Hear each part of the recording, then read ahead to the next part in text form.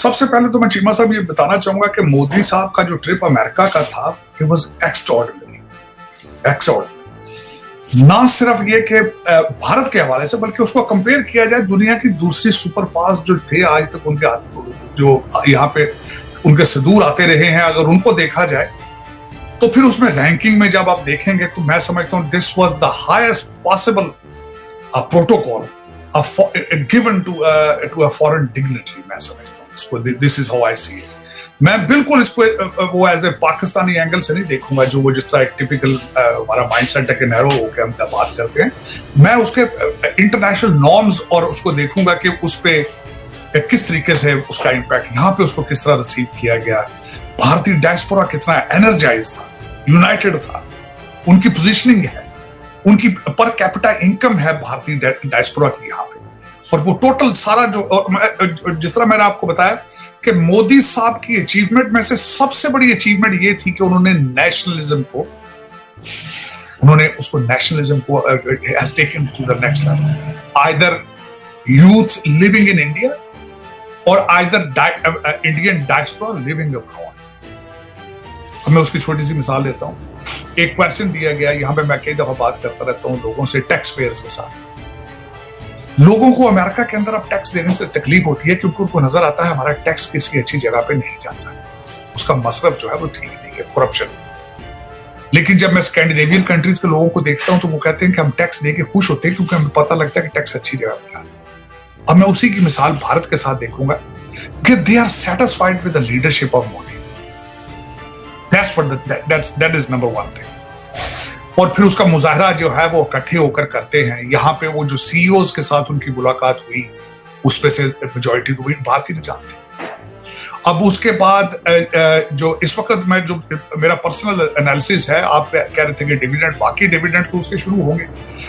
मोदी जी का पहली मीटिंग जब उनकी शुरू हुई न्यूयॉर्क से, जो पहला वॉशिंगटन डीसी में आए थे, तो वो it was related to the labour और रिलेटेड टू द टेक्नोलॉजी, और एक टर्मिनोलॉजी उन्होंने यूज की थी कि we will build the pipeline of intellect. हम अमेरिका के पास टेक्नोलॉजी है, हमारे पास यूथ है, तो हम दोनों चीजों को जब इकट्ठा करेंगे, that is what our partnership is about. और उसी की आप बात कर रहे हैं। इस वक्त जो सबसे ज्यादा बड़ा कंसर्न है कि अगर कल को ताइवान के अंदर अमेरिका जो है इंटरफेयर करता है, वहां पे जंग शुरू होती है, तो सेमी कंडक्टर का इशू बनेगा पूरी दुनिया के अंदर। उसको सॉल्व किस तरह किया जाएगा, वो सारे का सारा वो भारत के अंदर इसकी मैन्युफैक्चरिंग शुरू करना चाहिए। और उसके बाद आपने जिस तरह बात की है कि नेवल की, आप मुझे ये बताएं, पूरी दुनिया में सिर्फ 4 जगह ऐसी हैं जिनके पास जेट इंजन बनाने की सलाहियत है, और मेरा ख्याल उनमें अब भारत भी शामिल होने वाला है। दूसरी एक बात मैं जो है एक नया एंगल आपको यहाँ बताना चाहता हूँ। एक नई चीज शुरू हुई है, वो ये है कि भारत ने बहुत ज्यादा अपने डिप्लोमेटिक मिशंस, नई एम्बेसियां खोली हैं, लेकिन आप ये सोचें वो कहाँ है, वो सारी अफ्रीका में, मेजॉरिटी उसमें अफ्रीका में। और उसका ऑब्जेक्टिव क्या है कि वहां पे चाइना को काउंटर किया जाए वहां, और दूसरा अफ्रीका के अंदर भारतीय असला भारत में मैन्युफैक्चर करके बेचा जाए। अब अमेरिकन टेक्नोलॉजी के साथ असला बनेगा भारत में, बिकेगा जाके अफ्रीका में। इस वक्त रशिया सबसे ज्यादा आगे था अफ्रीकन कंट्रीज में असला बेचने के लिए, लेकिन यूक्रेन की वार की वजह से वहां पे एक वैक्यूम क्रिएट हुआ है अमेरिका। और दूसरा, उस वैक्यूम में हम सरप्राइज, मैंने शायद पहले भी आपको कहा था कि भारतीय मिलिट्री अटैचेस अपनी एम्बेसियों में उनको बुला के ट्रेन किया गया है कि how to sell the armaments.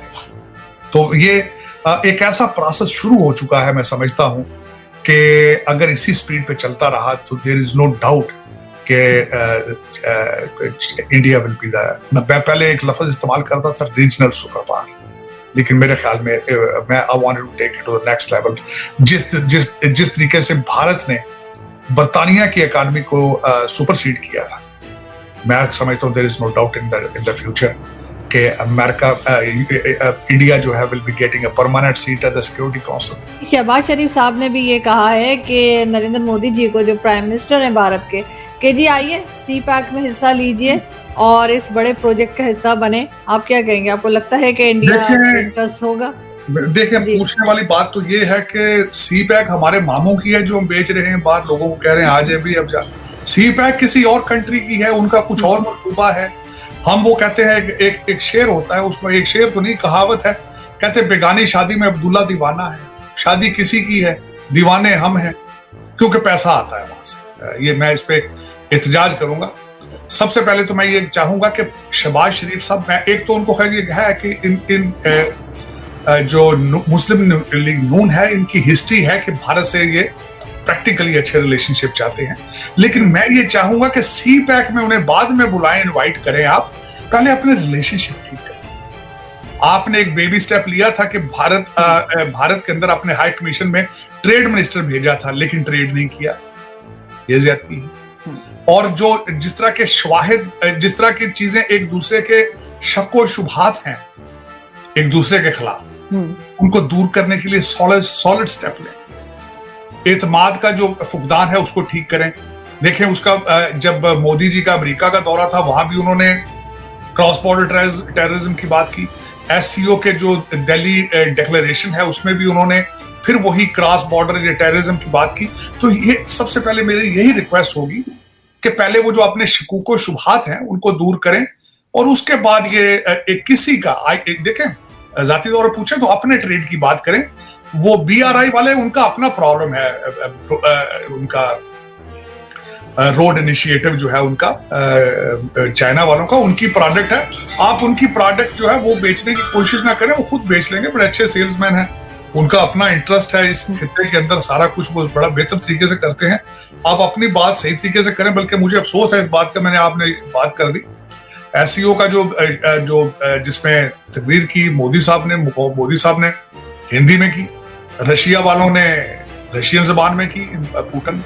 लेकिन हमारी रॉयल्टी जो है, जो ब्रिटिश रॉयल्स हैं हमारे, शहबाज शरीफ साहब, उन्होंने इंग्लिश में तकरीर की। मैं हैरान था उसकी क्या वजह है।